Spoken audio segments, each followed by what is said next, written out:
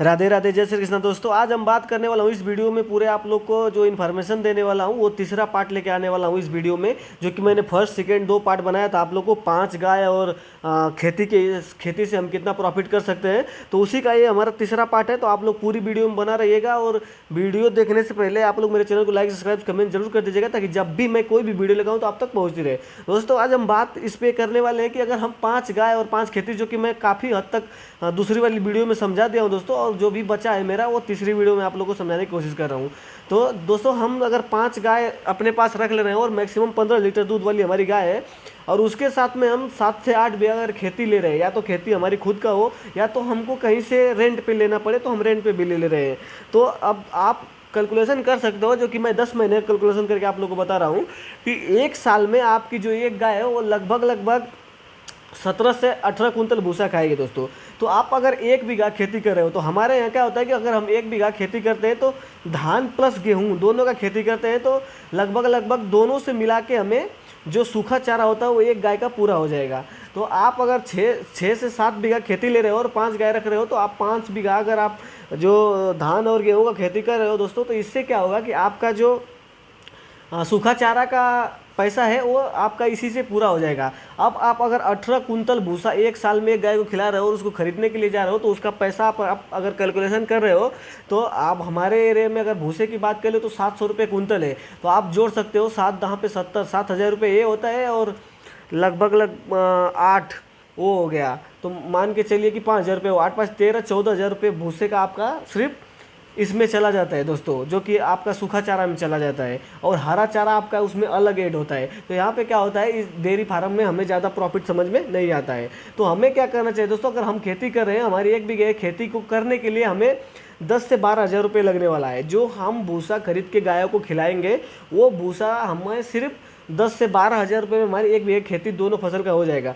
और 10 से 12 हज़ार रुपये में अगर हमारा दोनों फसल का खेती हो जा रही है, तो उससे हमें बेनिफिट क्या होता है दोस्तों, यहाँ पे ध्यान देने वाली बात है। क्योंकि आज तक आप लोगों ने यूट्यूब पे बहुत सी ऐसी वीडियो देखा होगा, जो कि हर कोई यू डेयरी के बारे में बताता रहता है कि डेयरी फार्म से कैसे फ़ायदा ले, ज़्यादा मिल्क वाली गाय रखे, ज़्यादा ये रखे। लेकिन मेरा जो कैलकुलेशन दोस्तों मेरा एकदम जेन्युइन है, और आप लोग को अच्छे से समझ में आएगा, और हर कोई इसको फॉलो करके डेयरी सेक्टर से और डेयरी में प्रॉफिट कर सकता है। इसके बिना डेयरी में प्रॉफिट नहीं है दोस्तों, चाहे आप कुछ भी कर लो। आप 35 रुपये लीटर दूध बेच के डेयरी से प्रॉफिट नहीं कर सकते हो। अगर आपको सब चीज़ खरीदने के ऊपर डिपेंड हो, तो आपको 60 रुपये लीटर के हिसाब से दूध अगर आपका सेल हो रहा है, तो आप सब कुछ खरीद के खिला के कुछ उसमें से बचा सकते हो। अगर 35 रुपये 30 रुपये 40 रुपये आप दूध सेल करके आप डेयरी से कुछ अच्छा खासा प्रॉफिट नहीं होता है दोस्तों।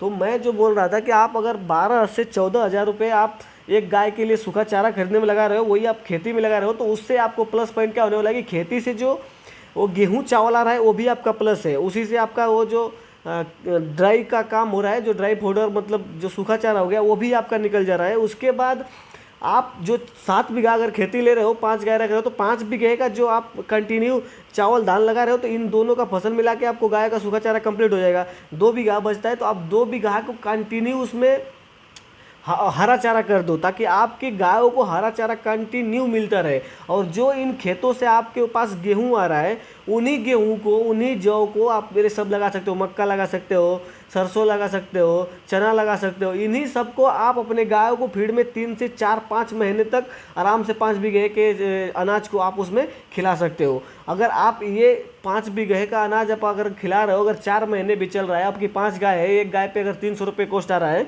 और ये 300 रुपये आप अगर बचा रहे हो, तो आप मान के चलिए कि 1500 रुपये पर डे, यानी 45,000 रुपया महीना, राउंड फिगर आप 50,000 रुपये अगर पर मंथ का बचा के चल रहे हो, तो आप अगर 4 महीना आपका अगर वो अनाज चल रहा है, तो लगभग आप 2 लाख रुपये यहाँ पे सेविंग कर ले रहे हो। और जो 13 14 हज़ार रुपये खेती करने पर लगा रहे हो, वो क्या हो रहा है कि आपका वहाँ से निकल जा रहा है, जो कि आप ड्राई पाउडर खरीदने में, भूसा और सूखा चारा खरीदने में आप पैसा दे रहे हो, वहाँ पे आपका ये भरपाई हो जाता है। तो दोस्तों इस तरह से आपको बेनिफिट समझ में आने लगा, क्योंकि आपकी जो गाय है, आपका सूखा चारा हरा चारा खरीदने का सिस्टम खत्म हो जाएगा।